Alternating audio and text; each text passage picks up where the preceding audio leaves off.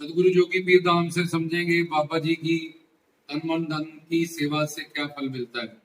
हमारे पास तन है जो हर जगह से गंदा है, और ये तन जब नर नारी मर जाते हैं तो बाद में भी काम नहीं आता, लेकिन पशु पक्षियों का कईयों का तन भी काम आता है। उसके चमड़े की जुतियां बनती है, रेशम के कीड़े का तो पाखाना भी काम आता है, उससे रेशमी दुपट्टे और ये सब चीजें बनती हैं। लेकिन इंसान उसी वक्त 24 घंटे में जलाना पड़ता है, क्योंकि इसका तन भी बाद में काम नहीं आता। हर जगह से तन में गंध भरा है। जैसे एक पोटली है, उसके अंदर तुम गंदी गंदी चीजें रख के बाहर से परफ्यूम लगा दो, ऐसे ही ये चमड़ी की वजह से सारा तन ढका हुआ है। अंदर हर पुर्जे में, अंदर शरीर के हर अंग में, आंखों में, कानों में, मुंह में, नासिका में गंध ही गंध है भरा हुआ। तो ये तन और फिर मन, इसमें अनंत जन्म के पाप है, जिसके कारण बुद्धि भटकी हुई है। उसके बाद धन, माँ के पेड़ से नंगे आए, 1 रुपया भी किसी के पास, एक वस्त्र भी नहीं था। और अब बाबा जी की भक्ति तन मन धन, 3 चीजों से। बाबा जी के नाम गुण रूप लीला धाम, ये पवित्र चीजें हैं। हमें कुछ भी चाहिए, धर्म अर्थ कर्म, धर्म मतलब स्वर्ग चाहिए, अर्थ मतलब पैसे से जुड़ी कोई चीजें संसार की, कामनाएं संसार की, उसमें 4 विशेष होते हैं, पति पत्नी, पुत्र पुत्री, दौलत शोहरत। बाकी इसके अधीन बाकी रहती कामनाएं और भी छोटी छोटी, लेकिन ये 4 विशेष कामनाएं संसार में हमें तंग करती है और होती है। फिर उसके बाद मोक्ष, कि बाबा जी की शिव की जोत में मिलना, सायुज, और 4 तरह की मुक्ति और होती है। सा लोक, उनके लोक में चले जाना, सा मीत, उनकी अवतार लीला में कोई पाठ मिल जाना करने के लिए, सा इष्ट, अपने आराध्य इष्ट की तरह तुम्हें भी ऐश्वर्य मिल जाना, ऐशोआराम मिल जाना उस लोक में। और सायुज हो गया मोक्ष, सा मीत, सा लोक, सा रूप, अपने ऐश्वर्य वाला रूप तुम्हें विष्णुगण का या शिवगण का मिल जाना।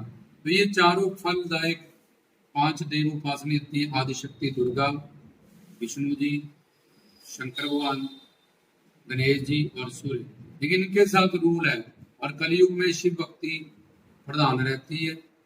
तो इसलिए गुरु भक्ति जो करे शिव के साथ, गुरु भक्ति जा पूर्ण गुरु का लड़ पकड़ के जो शिव भक्ति करेंगे, अब वो धर्म अर्थ काम मोक्ष, ये 4 ही पुरुषार्थ, जहाँ 4 ही जगह पे वो मेहनत कर रहे हैं। और ये विशेष कामनाएं जो 4 बताई है, या इसके अधीन और भी कामनाएं हो सकती हैं बहुत सारी, पर ये सबसे ज्यादा वो है जो हमें बिल्कुल ही ज्यादा अपनी तरफ अट्रैक्ट करती हैं। जहाँ तकरीबन सबकी यही कामनाएं होती है, किसी को पत्नी की अच्छी पत्नी मिल जाए, अच्छा पति मिल जाए, आपस में अंडरस्टैंडिंग हो जाए, जब पुत्र हो जाए एक, जब पुत्री हो जाए एक, जब पैसा हो या शोहरत हो मेरे पास संसार में।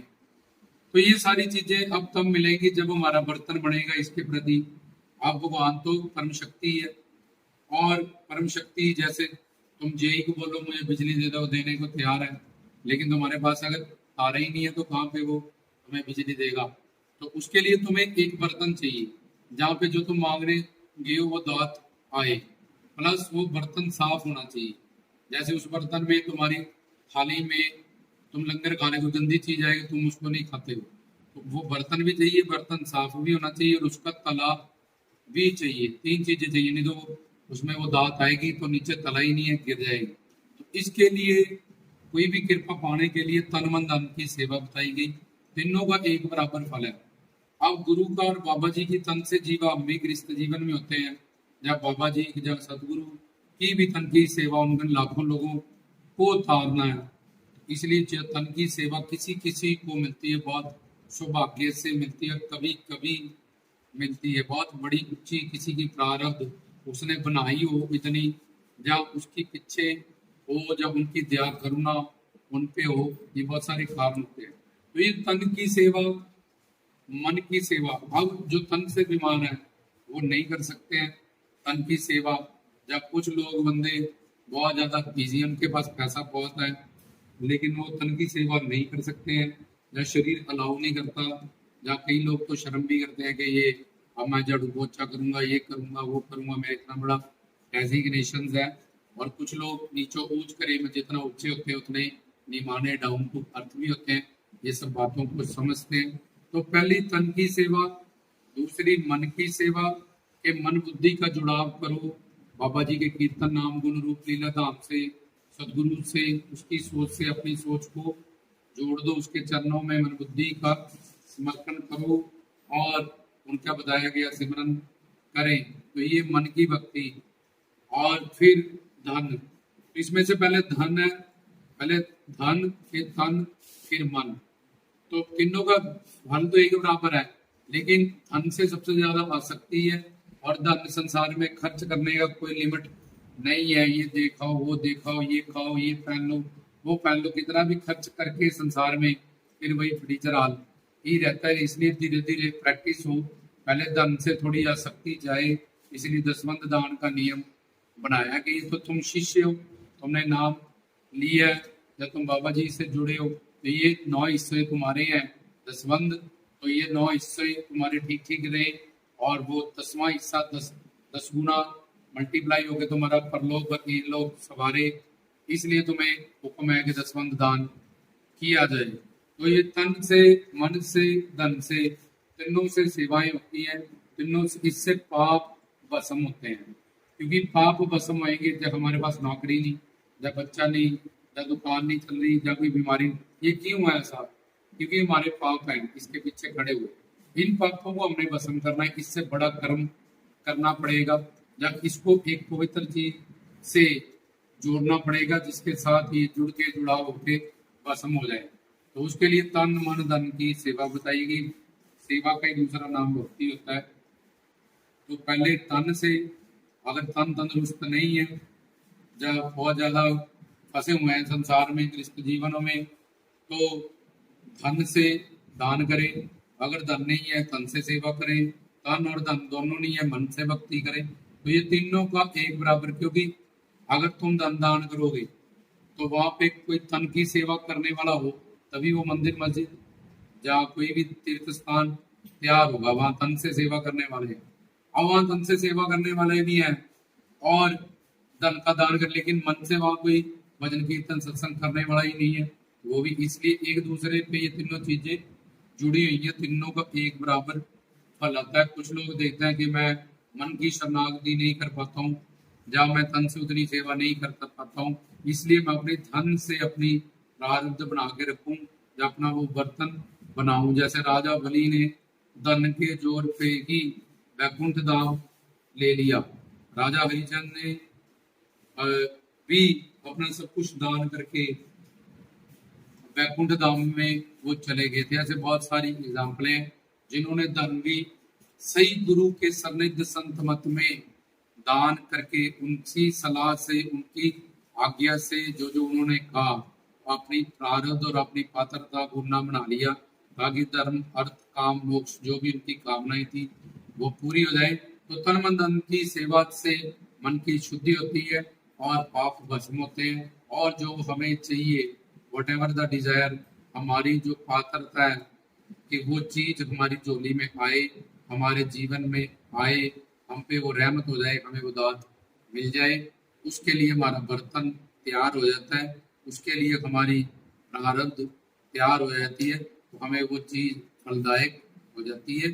तो तन से, मन से, तन से सेवा हम जो करते हैं, इसमें अपना बेनिफिट है, ना कि किसी राधे इष्ट का, ना गुरु का, ना किसी और का। ये अपने लिए हम करते हैं और इसमें मन जितना जितना शुद्ध होता जाता है, उतना उतना ही उस पे पाप भस्म होते जाते हैं, उतनी उतनी ही वो उस कृपा के, उस रहमत के, उस दात के करीब जाता रहता है। जैसे कि समझो किसी को बच्चा नहीं है, किसी को दुकान नहीं चलती, तो उसके इतने कर्म आए आगे, तो उसने तन से, मन से, धन से उतनी सेवा उससे ज्यादा कर ली और वो नष्ट हो जाएंगे, तो उस पर वो कृपा आ जाएगी। तो इस तरह से तन मन धन की सेवा, और बिल्कुल जो मन को शुद्ध कर लेगा, गुरु उसको दिव्य शक्ति दे देगा और जीते जी ही इसी अपने मानव जीवन में टिकट दे देगा सचखंड की, सतलोक की, शिवलोक की, और उसको गुरु का दिव्य दर्शन, दिव्य स्पर्श, सब कुछ दिव्य दिव्य जो उनमें सारी दिव्यत्वता है, दिव्य पर्सनालिटी है उनकी, फिर उसका वो दिव्य चीजों का वो आनंद पाएगा। और ऐसे वो तन मन धन की सेवा से अपने अंतःकरण को शुद्ध करता जाएगा उसकी प्रारब्ध बढ़ती जाएगी, उसके पाप भस्म होते जाएंगे। तीनों का एक बराबर फल है। तो जो धन से सेवा नहीं करते वो तन से करें, तन से नहीं करते मन से करें। अगर तीनों चीजें हैं तुम्हारे पास तो फिर तो बहुत ही ज्यादा गुड बेटर बेस्ट तीनों ही फॉर्म तुम्हारे पास है।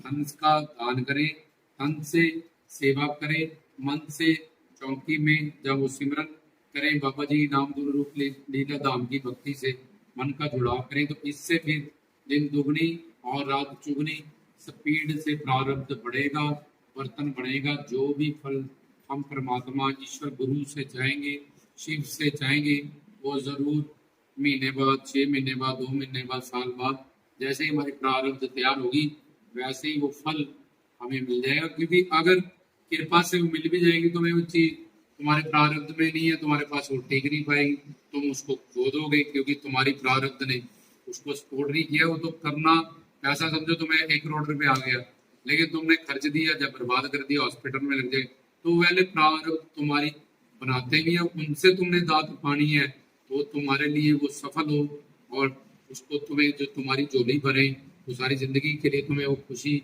मिलनी है। तो इसके लिए तन से, मन से, धन से डट के लग जाए, क्योंकि अब भगवान से पाना है, बाबा जी से पाना है, अपनी किस्मत के जब विरुद्ध पाना है तो पहले किस्मत बनाएंगे। तो ये सारी चीजें कंसिडर होती है उसमें। कोई भी निराश ना हो, आज नहीं तो कल जरूर झोली।